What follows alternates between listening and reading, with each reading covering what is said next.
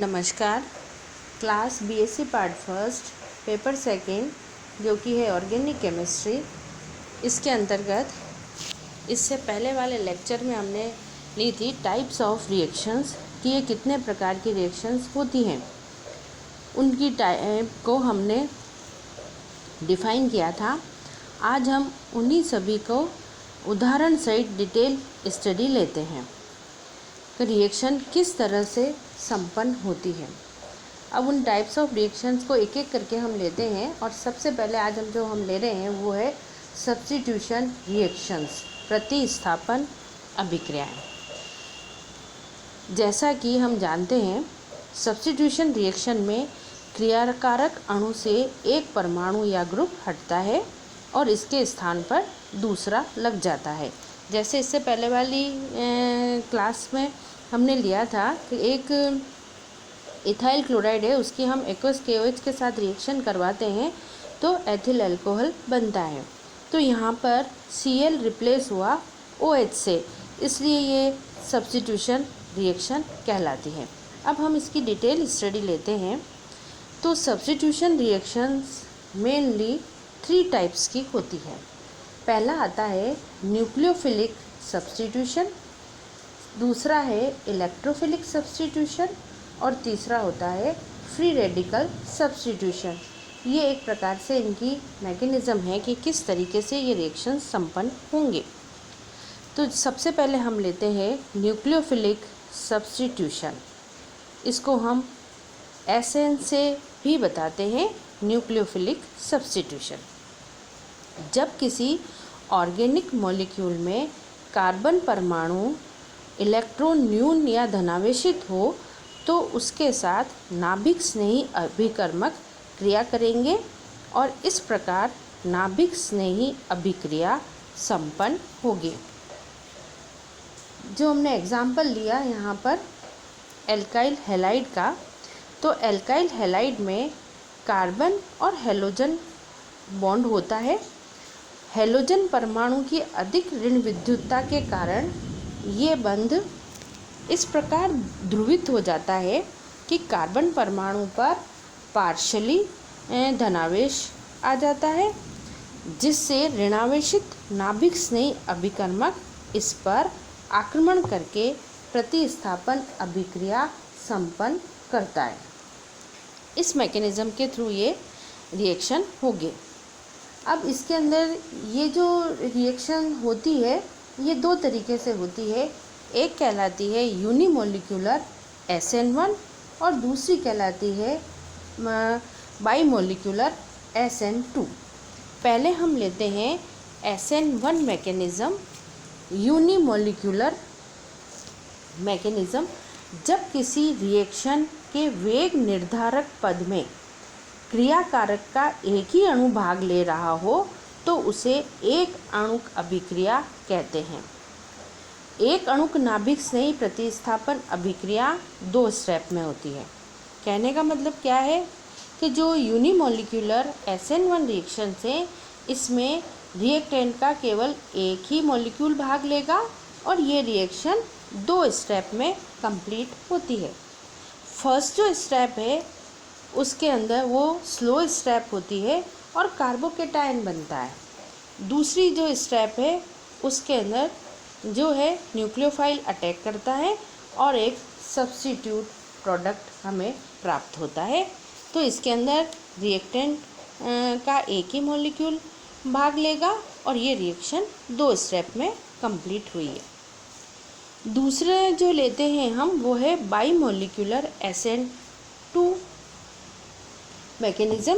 SN2 जो है उसमें जब अभिक्रिया के वेग निर्धारक पद में क्रियाकारक के 2 अणु भाग ले रहे हों तो उसे द्विअणुक अभिक्रिया कहते हैं। एक नाभिक स्नेही द्विअणुक प्रतिस्थापन अभिक्रिया एक पद में संपन्न होती है। इसमें रिएक्टेंट मॉलिक्यूल पर नाभिक स्नेही का आक्रमण पीछे से होता है। जो बाईमोलिक्यूलर रिएक्शन है इसके अंदर रिएक्टेंट के 2 मॉलिक्यूल भाग लेंगे और रिएक्शन जो है वो एक ही स्टेप के अंदर कंप्लीट होती है वो हमने यहाँ पर बताया है। इसमें जो न्यूक्लियोफाइल है वो पीछे से अटैक करेगा, क्योंकि यहाँ पहले से ही एक हैलोजन जुड़ा हुआ है। वो जब रिएक्शन कंप्लीट होती है, जब बीच की जो ट्रांजिशन स्टेट बनती है, उसमें न तो वो पूरा हटता है और न जो न्यूक्लियोफाइल है वो पूरा जुड़ा हुआ है। ये बीच की ट्रांजिशन स्टेट इसके अंदर बताई है। तो ये जो न्यूक्लियोफाइल है वो पीछे से इसमें अटैक करेगा। ये थी यूनिमोलिक्यूलर और बाईमोलिक्यूलर रिएक्शन। अब हम लेते हैं इसमें आगे दूसरी जो टाइप है वो है इलेक्ट्रोफिलिक सब्स्टिट्यूशन।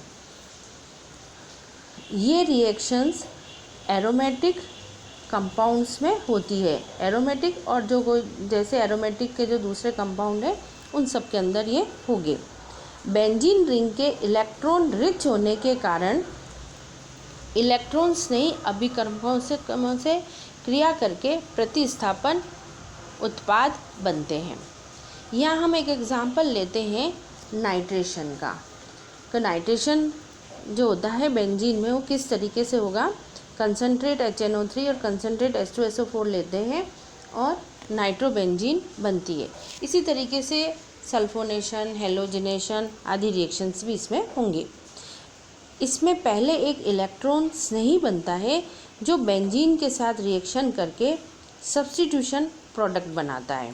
ये नाइट्रेशन की मैकेनिज़्म यहाँ पर ली है कि नाइट्रोनियम आयन बनता है और ये नाइट्रोनियम आयन जो है वो फिर बेंजीन पर अटैक करता है। पहले एक इंटरमीडिएट स्टेज आती है कार्बोकेटाइन की और उसके बाद में सब्स्टिट्यूट प्रोडक्ट बनेगा। तो ये इलेक्ट्रोफिलिक सब्स्टिट्यूशन किस तरीके से होता है ये एक एग्जांपल लेके हमने यहाँ पर समझाया। थर्ड है वो है फ्री रेडिकल सब्स्टिट्यूशन, मुक्त मूलक प्रतिस्थापन। ये जो रिएक्शंस हैं ये सनलाइट की प्रेजेंस में होती है और ये चेन रिएक्शंस हैं। तो इसके अंदर मीथेन और उसका जब हम हेलोजिनेशन करवाते हैं तो पहले मिथाइल क्लोराइड बनता है, देन मेथिलीन क्लोराइड और फिर क्लोरोफॉर्म और लास्ट में कार्बन टेट्राक्लोराइड बनता है। ये जो रिएक्शन है फ्री रेडिकल मैकेनिज़्म, इसके अंदर फ्री रेडिकल्स बनते हैं और ये 3 पदों में पूरी होती है। ये रिएक्शन क्योंकि चेन रिएक्शन है तो पहला जो स्टेप होता है वो चेन इनिशिएटिंग स्टेप होता है। उसके अंदर फ्री रेडिकल बनेंगे, उसके बाद चेन प्रोपेगेटिंग स्टेप आती है और थर्ड जो आता है वो चेन एंडिंग। उसमें फ्री रेडिकल मिलके वापस कंपाउंड बना देते हैं और वहाँ पर इस जो स्टेप है वो उसका एंड हो जाता है। तो इस तरीके से यहाँ पर भी देखो हाइड्रोजन हटते जाते हैं और यहाँ पर हेलोजन लगती जाती है। और ये जो मैकेनिज़्म होती है वो फ्री रेडिकल के थ्रू होती है, इसलिए फ्री रेडिकल सब्स्टिट्यूशन कहलाता है। तो ये हमने लिया आज इसके अंतर्गत जो रिएक्शन और उस रिएक्शन को डिटेल में लिया वो है सब्स्टिट्यूशन रिएक्शन, प्रतिस्थापन अभिक्रिया। तो ये कितने मेथड से कंप्लीट होती है और इसकी मैकेनिज़्म क्या है। Thank you.